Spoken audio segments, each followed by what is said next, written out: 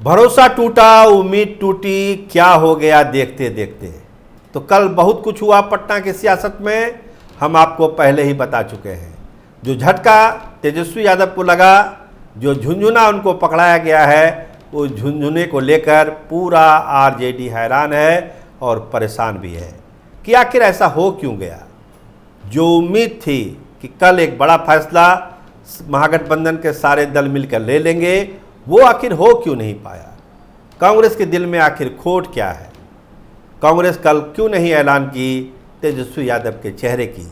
Seat बंटवारे का मामला तो बाद में आता है, लेकिन जो चेहरा है तेजस्वी यादव, जो बार बार वो अपने क्षेत्र में कहते हैं कि मुख्यमंत्री बनेंगे तो पक्का घर बनवा देंगे और पता नहीं क्या क्या कर देंगे, रोजगार देंगे, नौकरी देंगे, तमाम वादे अपने लोगों से करते हैं, लेकिन जब चेहरा ही नहीं तो उन वादों का क्या होगा।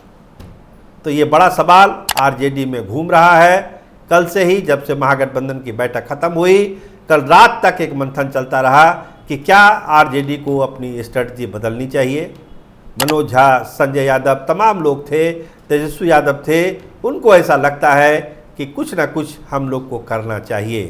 कांग्रेस जिस तरह से माथे पर चढ़ रही है, कांग्रेस को वो स्पेस नहीं देना चाहिए, नहीं तो कांग्रेस बड़ी पार्टी है, वो कुछ भी कर सकती है और आरजेडी को ऐन मौके पर बहुत नुकसान भी पहुंचा सकती है। तो रास्ता क्या है, क्या हो सकता है।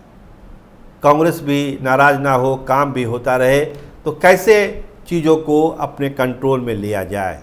क्योंकि कल की घटना के बाद आरजेडी को झटका लगा है, इसमें कहीं दो मत नहीं है।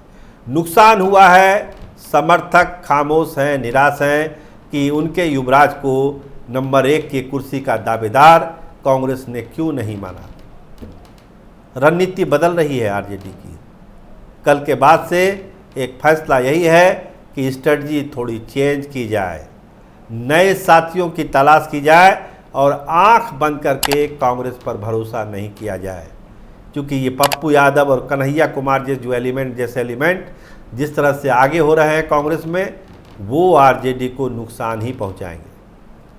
तो प्लान बी या कहिए स्ट्रेटजी चेंज में हो क्या रहा है, नए साथियों की तलाश।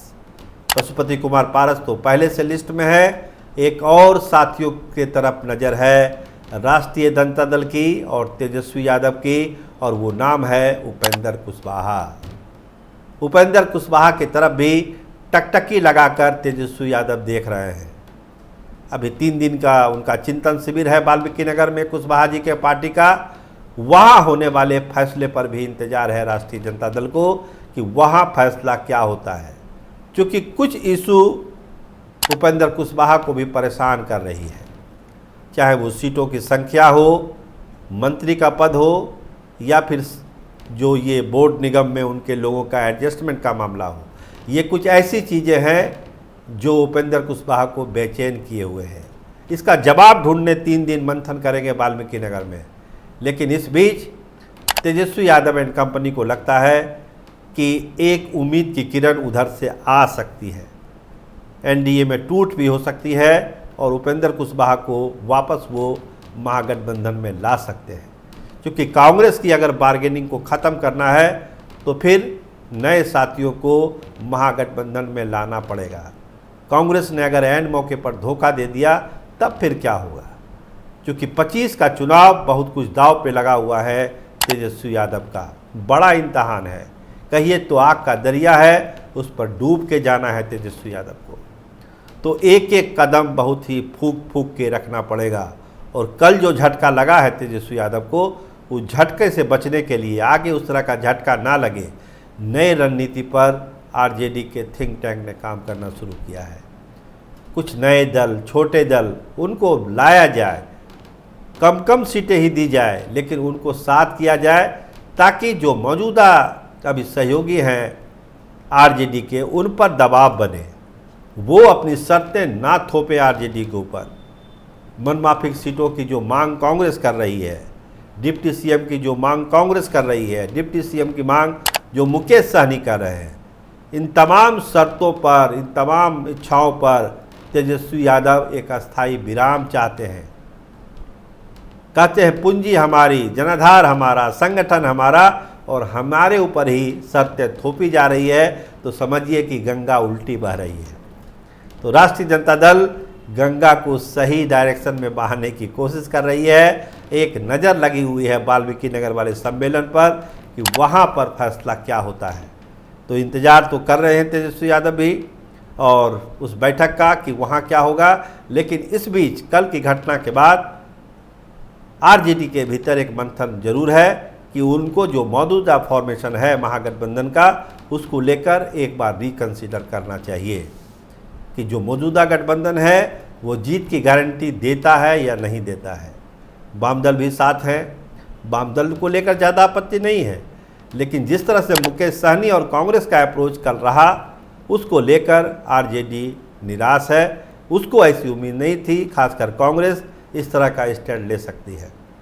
कोऑर्डिनेशन कमेटी क्या होता है सभी जानते हैं। चुनाव से ठीक पहले इस तरह की कमेटियों का केवल एक सांकेतिक महत्व है, इसके अलावा इसका और कोई महत्व नहीं होता है। बात ये एनडीए में भी उठती है कोऑर्डिनेशन कमेटी की, वहाँ क्या कहा जाता है। जब हम लोग 5 नेता में बात हो ही रही है तो इस कमेटी की क्या ज़रूरत है। कई दफ़ा मांग कर चुके हैं जीतन राम मांझी और दूसरे लोग कि एक कोऑर्डिनेशन कमेटी बनाया जाए एनडीए में, आज तक बनी नहीं है। सरकार चल रही है, एनडीए चल ही रहा है। तो इस तरह की चीज़ें केवल एक आईवास है, तेजस्वी यादव भी इसको समझते हैं और इसी आईवास से निपटने के लिए और अपने आप को ज़्यादा मजबूत करने के लिए नए साथी की तलाश में उपेंद्र कुशवाहा जैसे लोगों की तरफ निहार रहे हैं, देख रहे हैं कि वो फैसला क्या लेते हैं या दूसरे सहयोगी दल क्या फैसला लेते हैं। तब आगे की सियासत पर तेजस्वी यादव एक ठोस मोहर लगाएंगे और कांग्रेस के बढ़ते पंख को कतरने का प्रयास करेंगे कि आप हमारे साथ हैं, रहिए, अच्छी बात है, लेकिन ज़्यादा लेयर छोड़ने की ज़रूरत नहीं है। अपने लेयर में रहिए, तभी चलेगा महागठबंधन, नहीं तो दिक्कत आपको भी होगी और दिक्कत हमको भी होगी।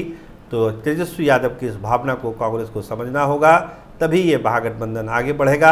आप देखते रहिए कैपिटल टीवी बिहार। आपका बहुत धन्यवाद, आपका बहुत बहुत शुक्रिया।